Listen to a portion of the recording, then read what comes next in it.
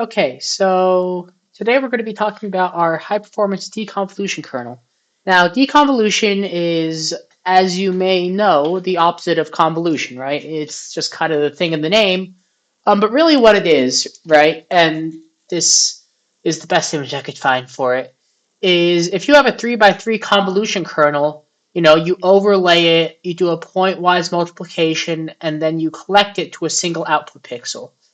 And deconvolution is the opposite, right? The deconvolution is answering the question, well, if the convolution happened with this exact pattern, then, you know, if the convolution happened with this exact pattern, then what would be my original image? Now, notably, there is still some, there's still some information loss unless the input to the convolution was padded with zeros, right at the edges and therefore also at the corners.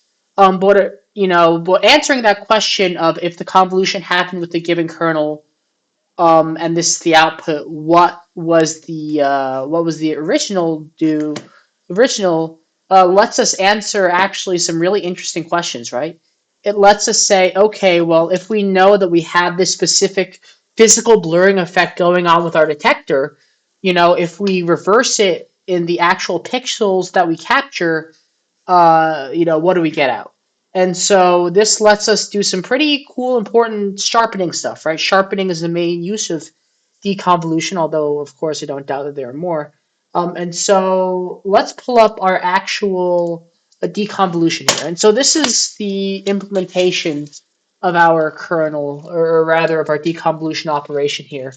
Um, and so let's just start with the fact that, this works for an arbitrary width, arbitrary height, arbitrary number of channels input with a arbitrary size kernel, although we do assume it is centered. And we also operate independently in each of the channels. This is a simplifying assumption, but I also don't think it'd be too impossible to break that assumption. And this is just kind of the way we do it, right? So this is just a bunch of intermediate data layout stuff.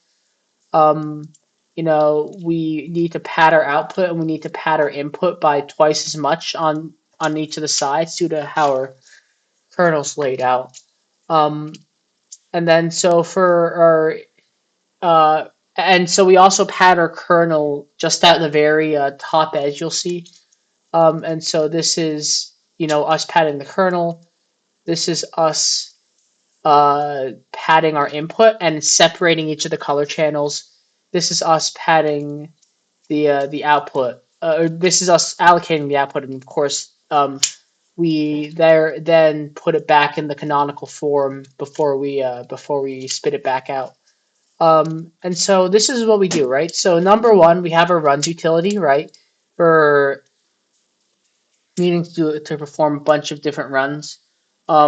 This is just uh, a matter of, hey, we want to be able to take the internal performance, but if you don't give it a runs value, it'll just run once and it'll be high performance. If you do have multiple runs, it'll be raw, right? So this is just for performance sake. And then you operate independently across each of the channels. Of course, if you wanted to do cross-channel, you could uh, add another loop here. But really, the important part is this right here, right? So the important part is, this is what we parallelize on. We take a chunk of output a chunk of output height for our kernel is 2, output width for our kernel is 24 or 6 SIMDs, right? So we have a 2 by 6 SIMDs, or uh, 12 SIMD outputs that we accumulate over. And then for our SIMD outputs, we start them with zeros. Um, and then what we do is we actually loop over our kernel height and our kernel width. Um, and if for a given kernel height, kernel width, we choose that pixel and the pixel above it and then we take a 12 long stick of our input, and then it's just a gem, right? So what we've done is all this work that we've done here is to make it so that we can shape our kernel, or we can shape our operation using a gem kernel, and we don't do a lot of stores and loads. Originally this was store, do this load, store, do this load, and it was just horribly efficient, right? So we need to make sure that we're only writing each output out once, and this is how we do it.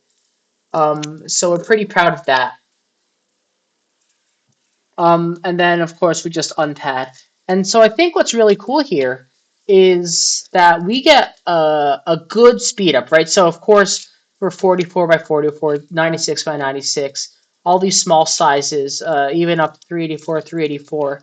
Uh, I suspect it's the startup cost of doing all the intermediate data representation that's really killing us there. But for big sizes, right? What we're seeing is a consistent 1 to 2 order of magnitude speed up over over the baseline, right? So the baseline being OpenCV, and we do indeed do an OpenCV comparison here. But we're beating them by 1 to 2 orders of magnitude, and we're doing it with we haven't given you your kernel size. We're testing these with a 9 by 9 kernel. Um, you know, and we have all these correctness checks, and it's really cool. And so of course you'll note here that the internal work per cycle looks really amazing, but that's because it discounts uh, the cost of doing the intermediate data layout, um, which I think you could parallel. If I had more time. If I had more time, I would parallelize this so that it operated on each of the color channels separately. So you have one thread going on the red color channel, one thread going on the blue color channel, one thread going on the green color channel. Um, and that'd just be something I'd do if I had more time.